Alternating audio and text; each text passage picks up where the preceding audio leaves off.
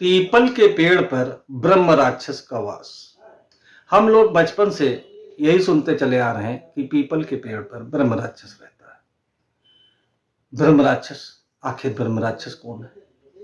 जब हम किसी धर्म से जुड़े विद्वान से जब पूछते हैं तो वो बताता है कि वह ब्राह्मण जो अनैतिक कार्यों में लिप्त रहा हो, अहंकार में डूबा हो और उसके निधन के बाद वह उसकी आत्मा तृप्त नहीं होती है और वो राक्षस बन जाता है, उसी को ब्रह्म राक्षस कहते हैं। ब्रह्म राक्षस ने अपने निवास के लिए पीपल का पेड़ ही क्यों चुना?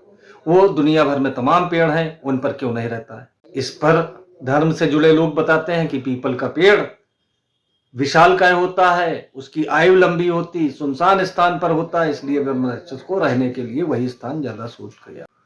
पीपल के वृक्ष को ब्रह्मा विष्णु महेश से भी जोड़ा गया है, इसलिए यहाँ पर दीपक जलाने की भी परंपरा है। पीपल के वृक्ष के नीचे दीपक जलाए जाते हैं। शनिवार को तो और भी बड़ी संख्या में लोग पीपल के वृक्ष पर सुबह जल चढ़ाते हैं और शाम को दीपक जलाते हैं। तो क्या सच में दोस्तों कोई ब्रह्म राक्षस होता है? और क्या वो पीपल के पेड़ पर ही रहता है?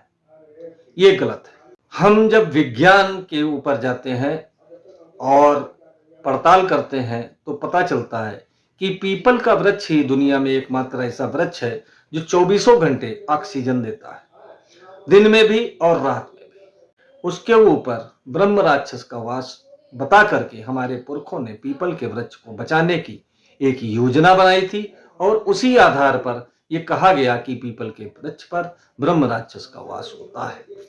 इस डर के कारण लोग पीपल के वृक्ष को काटना उचित नहीं समझते, डरते हैं कि अगर वो पीपल का पेड़ काट देंगे तो उनके साथ कोई अनिष्ट हो जाएगा। आपने कभी गौर किया होगा कि पीपल के वृक्ष के नीचे बैठने पर मानसिक शांति मिलती है।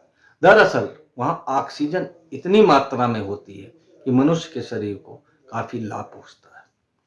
पीपल का वृक्ष एकांत में ज्यादातर होता है, जिसपे चबूतरा वगैरह बना दिए जाते हैं। ब्रह्म राक्षस वाली बात को ध्यान में रख करके लोगों ने बना दिए, तो वहां पर बैठना काफी सुकून मिलता है। अंधेरा, जैसे गोस्वामी तुलसीदास ने भी लिखा है कि पीपल पात सरिस मन डोला, यानी पीपल के पत्ती कुछ इस प्रकार की होती है, जब तेज हवा चलती तो उसमें खनखनाहट ज्यादा होती है, उसका शोर ज्यादा होता है और जो कमजोर दिल के लोग हैं वो रात में उससे डर भी जाते हैं।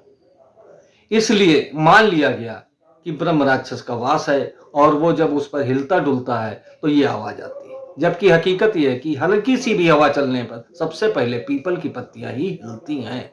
रहस्य क्या है? पीपल के पेड़ पर ब्रह्म राक्षस का वास धार्मिक, सांस्कृतिक, लोक विश्वास है।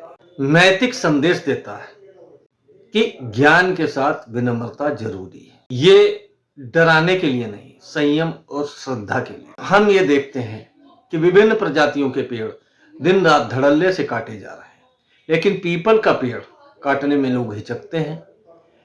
पेड़ ही छोड़िए, पीपल का अगर कहीं छोटा सा पौधा भी है तो उसे लोग उखाड़ने या काटने में हिचक जाते हैं।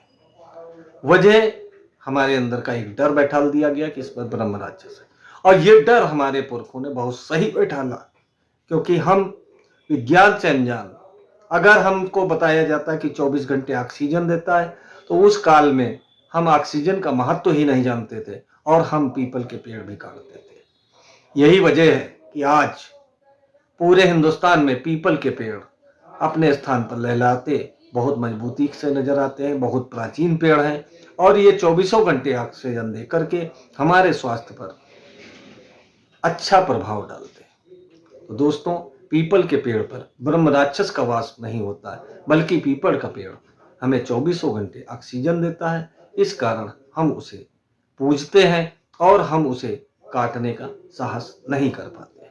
धन्यवाद, नमस्कार।